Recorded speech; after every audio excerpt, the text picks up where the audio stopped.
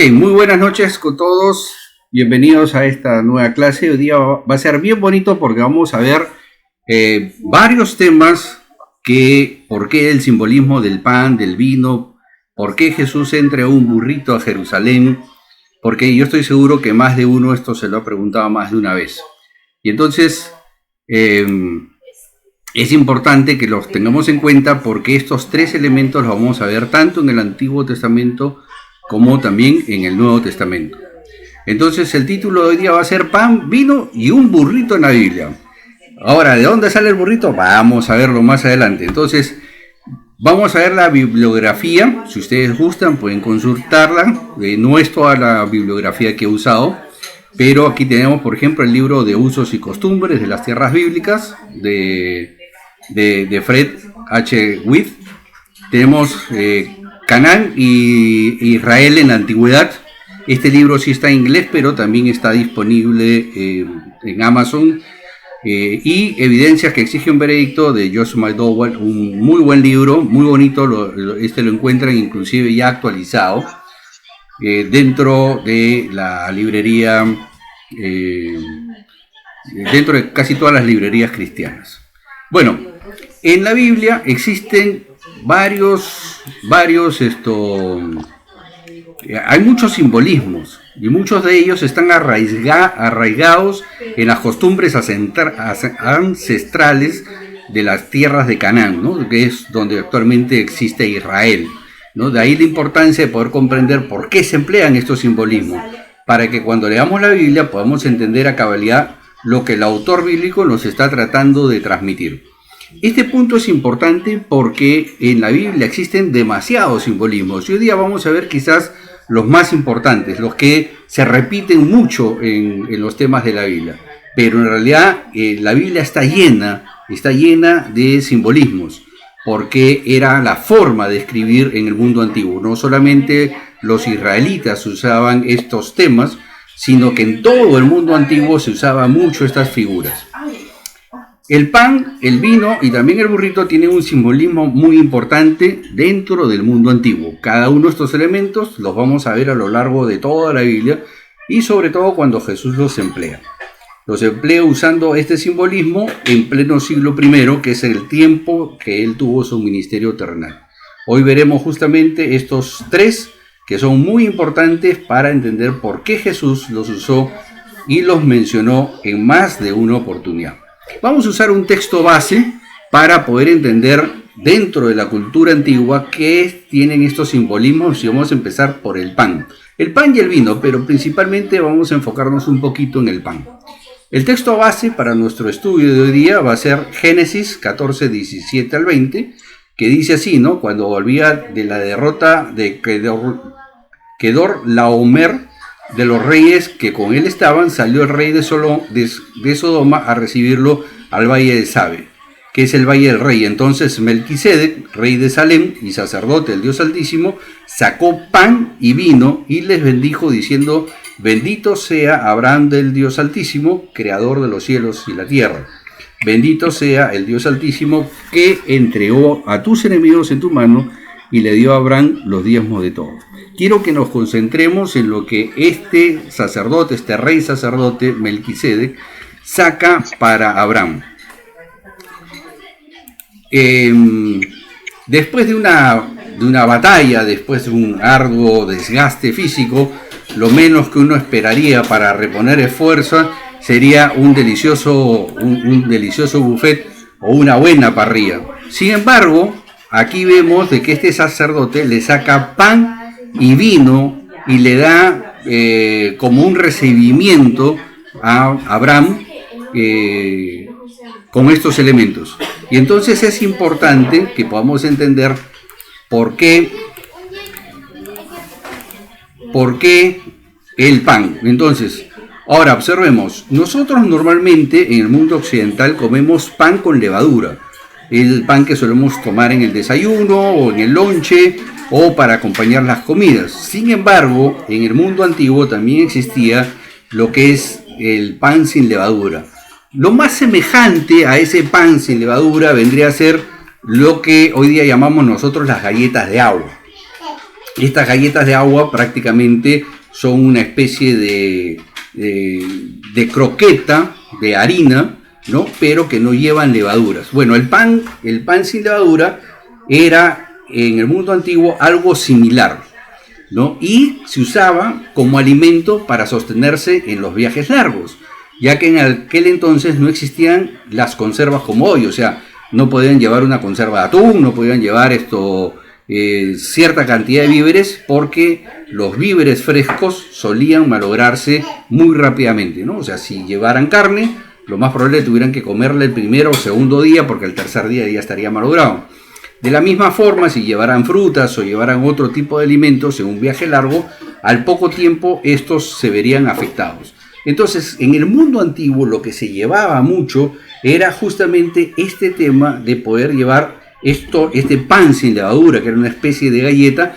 ¿Por qué? Porque al no tener levadura no se hongueaba y entonces duraba a lo largo del camino. Y por eso es importante entender por qué se llama un pan sin levadura, ¿no? Porque al no tener el fermento no se honguea, ¿no? Y ¿por qué? Porque las levaduras están principalmente compuestas por bacterias. Y esta es la razón por la cual la levadura conlleva normalmente a que el pan se honguee en el tiempo.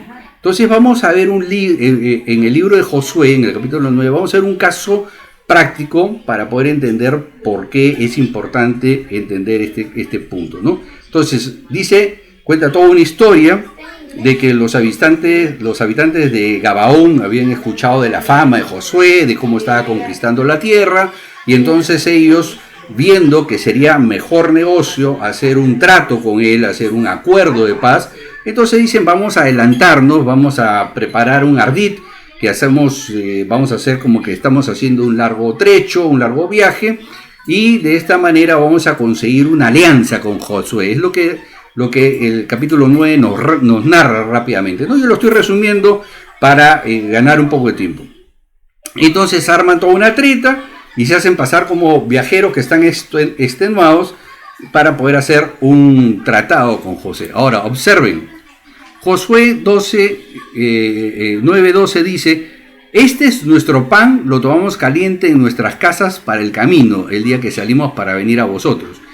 Y helo aquí ahora seco y mohoso. Estos cueros de vino también los llenamos nuevos. Helos aquí ya rotos también en nuestros vestidos y nuestros zapatos.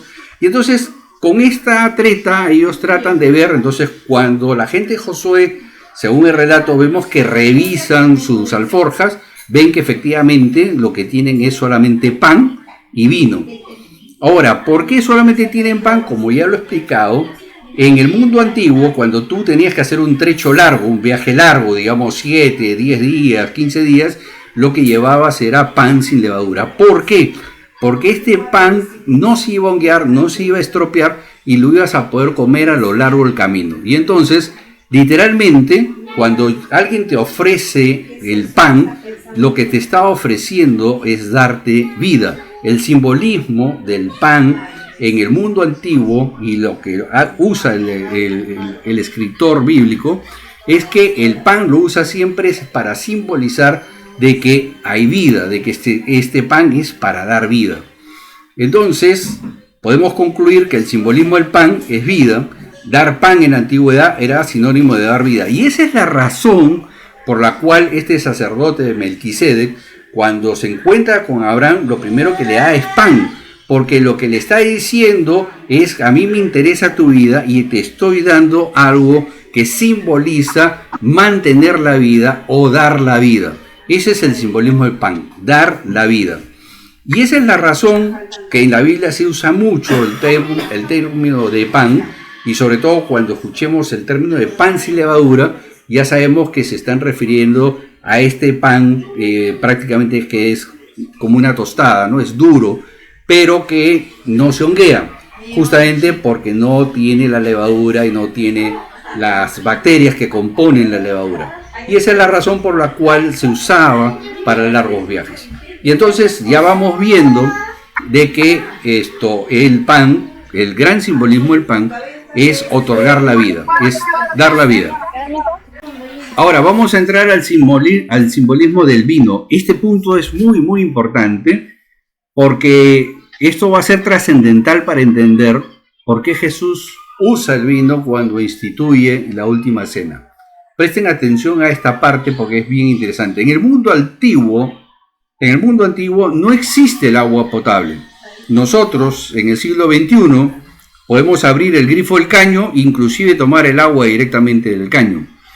Sin embargo, en el mundo antiguo, la gente bebe el agua del pozo, o el agua del río, o el agua de los lagos, en los cuales los animales también hacían sus necesidades, sus excretas, sus orines, y está además decir que estas aguas naturales están altamente contaminadas. Y esta es la razón por la cual se usaba el vino. El vino, como tiene un contenido de alcohol, se mezclaba con el agua para poderla potabilizar. Es decir, si yo quería tomar agua directamente del pozo, lo más probable es que tuviéramos enfermedades estomacales, y vamos a ver un caso directo en el siguiente párrafo. Pero entonces, para evitar eso, lo que yo hacía era tomar el vino y echar parte de este vino en el agua, y el alcohol que había en el vino neutralizaba las bacterias del agua, y de esa manera yo lo tomaba. En el mundo antiguo se tomaba mucho esto y mucho lo que hoy día llamaríamos una cerveza. Algo parecido a la jora que tenemos en el Perú, a la chicha de jora que tenemos en el norte, ¿no? ¿Y por qué? Porque se hacía hervir agua con una cebada, y de esa manera se tomaba este refresco de cebada que era muy parecido a lo que nosotros tenemos en el Perú como la chicha de jora, porque de esa manera se neutralizaban las bacterias, y por eso es que el énfasis del vino, vamos a ver que lo que quiere decir es que preserva la vida. Vamos a ver que su simbolismo es preservar la salud, preservar la vida. Vamos a ver un ejemplo en 1 Timoteo, capítulo 5, 23, donde Pablo le está escribiendo justamente a Timoteo, y observen lo que le dice. Esto está literalmente, lo pueden leer en la Reina Valera. Dice: ya no bebas agua, sino usa un poco de vino. ¿Por causa de qué? De tu estómago y de tus frecuentes enfermedades. Entonces podemos rescatar de este pasaje que efectivamente cuando tú bebías agua, literalmente agua sin el vino, o agua pura del manantial o del pozo o del lago, te traía justamente enfermedades, ¿no? Y aquí Pablo le está haciendo una recomendación a Timoteo y le está indicando que ya no tome agua, sino que lo use o lo tome con un poco de vino. Y entonces de esta manera podemos ver en este ejemplo que justamente les indica no tomar el agua, sino emplear vino, justamente por un tema de enfermedades. La conclusión de nuestro primer análisis, podemos ver que el pan es un simbolismo de dar vida, de otorgar la vida, y el vino es preservar la vida. Tanto el pan como el vino eran esenciales en larga jornada, justamente por lo que acabamos de ver. Y es la razón por la cual estos viajeros, estos señores de Gabán, que se acercaron a Josué, trajeron pan y vino para un largo viaje. Fue la razón por la cual el sacerdote Melquisedec le ofrece a Abraham, tras una larga jornada de lucha, pan y vino, porque lo que les está ofreciendo en ambos casos, lo que está indicando es que uno da vida, que es el pan, y el otro preserva la vida, que es el vino. Y estos dos conceptos son importantes que los tengan claros y los conserven, porque vamos a ver cómo este simbolismo se va a ver a lo largo de todos los escritos. Entonces, bajo este parámetro, Jesús emplea la figura de pan y vino para sellar el nuevo pacto en la última cena que vamos a observar en Marcos, que Jesús tomó el pan y dijo: comed, esto es mi cuerpo, de forma simbólica. Luego toma el vino y dando gracias dice lo mismo, que ese vino representa su sangre. Por ello podemos concluir, en función de lo que acabamos de estudiar, que Jesús lo que está transmitiendo es que Él es el que da la vida y Él es el que preserva la vida, pues el pan y a su vez es vino. Él es pan y Él es vino. Él dice: tomad y comed, que esto es mi cuerpo, en forma simbólica por el pan, y dice: tomad y bebed, esto, la sangre de Jesús, que es el vino, que simboliza el vino, porque Él da la vida y al tomar el vino lo que hace es preservar la vida. Ahora, pasemos rápidamente Marcos 14:22, que lo vimos la clase pasada, justamente cuando se instituye la Santa Cena, ¿no? Dice que mientras comían, tomó pan y bendijo y lo partió y les dijo, diciendo, tomad, esto es mi cuerpo, tomando la copa y habiendo dado gracias, le dio bebiendo a todos de ella, ¿no? Y le dijo, esto es mi sangre, el nuevo pacto que por muchos es derramada. Los detalles de la significancia del pan ya la hemos expuesto a lo largo de la presentación con bastante amplitud y podemos ver y concluir claramente que lo que nos dice es que al tener una comunión con Jesús, lo que nos está haciendo es darnos vida, ¿no? No solamente es el tema de participar de la Santa Cena y comer el vino, porque lo que hemos estado hablando siempre es que lo importante que nosotros tenemos que tener es una comunión con Jesús, es una comunión con Dios. De esta comunión, de esta intimidad que nosotros podamos tener con Dios, es justamente de donde viene la vida, es la que nos va a dar la vida. No solamente física, sino lo más importante, la vida espiritual. Eso es quizás la columna vertebral de lo que nos debe mover, que es preservar o desarrollar y cultivar lo que es nuestra vida espiritual. Ahora, un acápite adicional con respecto al simbolismo del vino, que hemos visto, aparte de todo lo que hemos visto en el mundo antiguo, es cómo se obtiene el vino. Y aquí sí les pido que me presten un poco atención, porque vamos a analizar el pasaje de Juan 19 para poder entender una figura que muchas veces no está bien comprendida. Y es muy importante tener esto muy claro. Para obtener el vino, las uvas son pisadas. Ustedes han visto que muchas veces se usa lagar. El lagar era el lugar donde se pisaba el vino. Antiguamente, para poder extraer el jugo de la uva, lo que se hacía, se cosechaba la uva, se echaba en una especie de vasija o de tonel y la gente caminaba sobre las uvas, ¿no? Y esa, inclusive aquí en el Perú, en Surco, tenemos una fiesta que se llama la fiesta de la vendimia y se recrea esta tradición antigua, que es, se ponen las uvas en una especie de batea grande, y entonces las mujeres caminan sobre esas uvas y las van aplastando literalmente, y de esa manera se obtiene el jugo. Ahora es muy importante porque con ese concepto lo que se consigue es aplastar la uva de tal forma que no se rompe la pepa de la uva. Y esto es bien importante porque la pepa amarga el vino.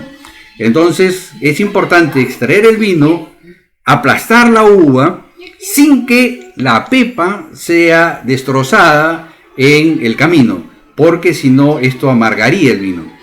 Y entonces vamos a analizar Juan capítulo 19, 33, yo lo he puesto acá, lo pueden ver también todo el pasaje completo más tarde en casa.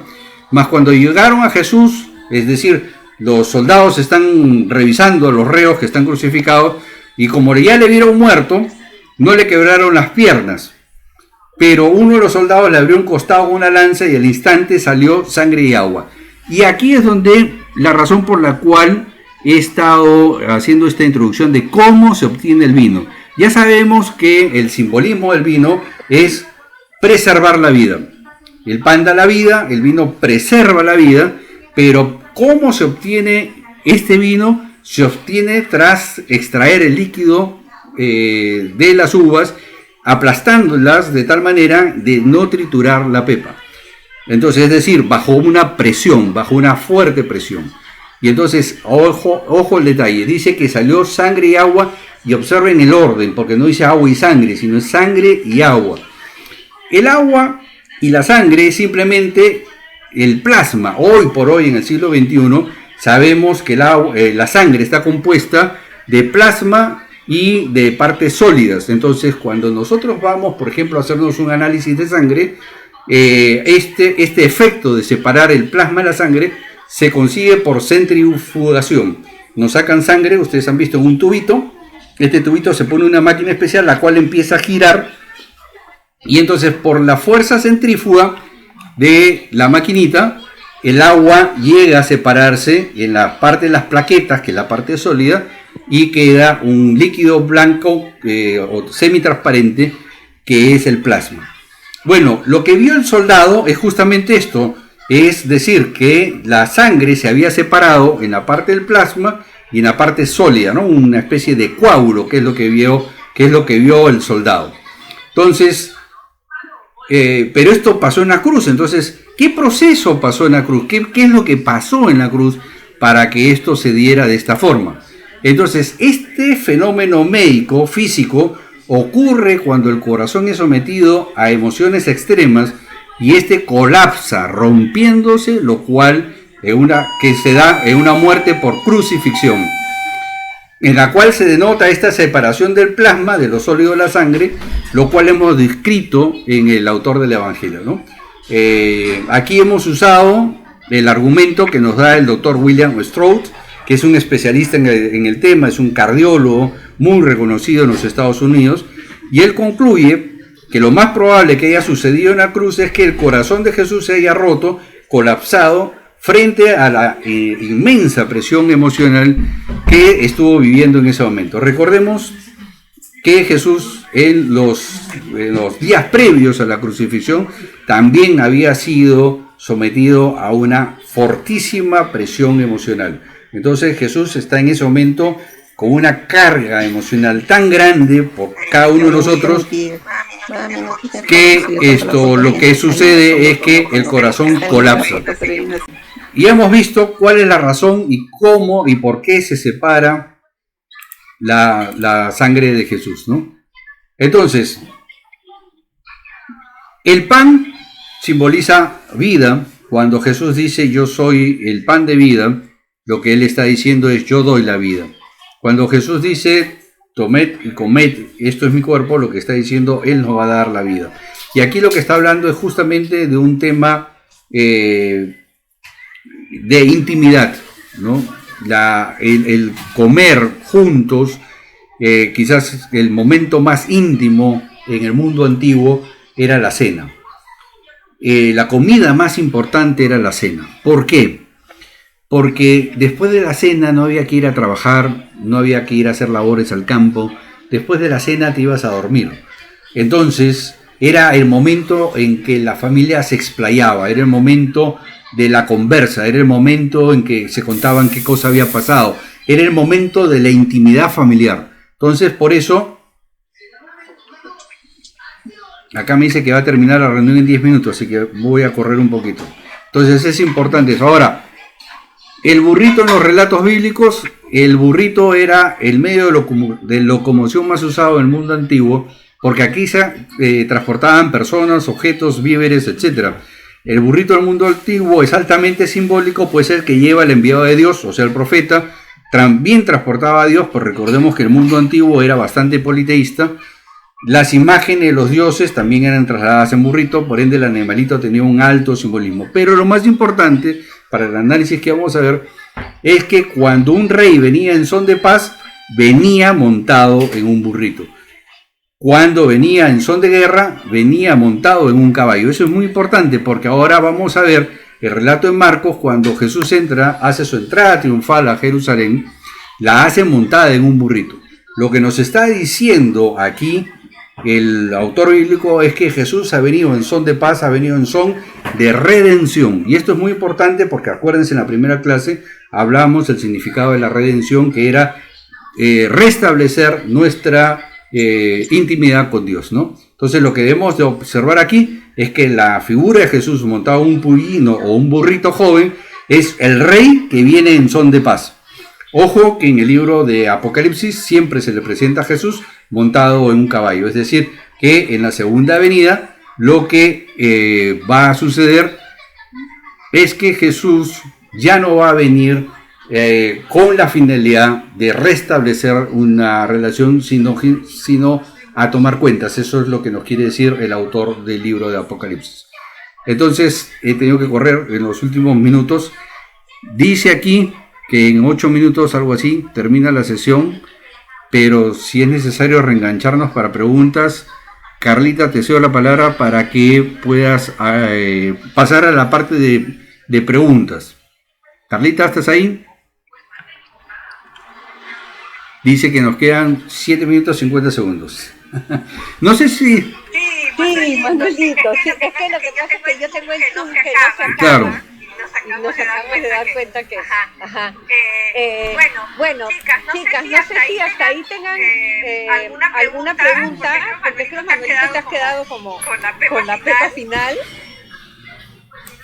Sí, he corrido en el último minuto porque antes que nos gane el tiempo quería explicarles ese tema que es importante porque ese relato es clave.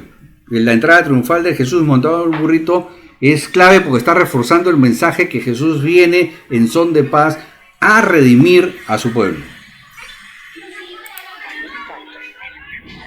Porque claro, que muchos harían que como si es el Hijo de Dios va a entrar en un burrito, ¿no? Es como ahí está la explicación, que él entra en son de paz. Como, no sé si alguna chica tenga alguna pregunta para estos últimos minutos que nos quedan, que se va a acabar el Zoom. Hola Carlita, yo quería saber, como estaba hablando del pan y vino, con el tema de por ejemplo, de la hostia, como nosotros cuando vamos a la iglesia nos dicen que si no nos vamos a comulgar, que si no hubiéramos ido. Y para comulgar habría que confesarnos y ese tema un poquito simple, claro. Qué lindo.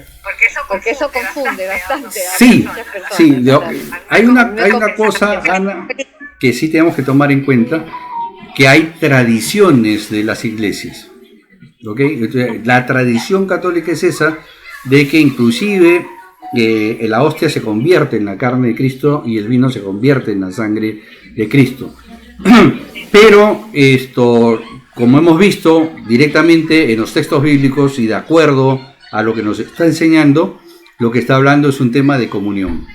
Ahora, algo similar sucede en las iglesias evangélicas, no creas que es un tema exclusivo de la iglesia católica. En las iglesias evangélicas también se suele manipular mucho este tema de que tienes que participar en la Santa Cena y cosas así, pero lo más importante, lo que yo he descubierto en todos esos años de investigación, es que tu propia intimidad con Dios, tu propia relación con Dios es lo más importante.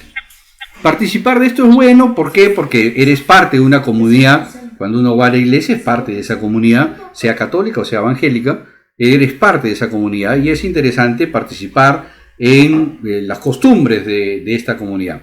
Pero tenemos que tener en cuenta que lo más importante que nosotros debemos tener es nuestra propia intimidad personal con Dios, ¿no? Porque esa es la que nos va a dar la vida.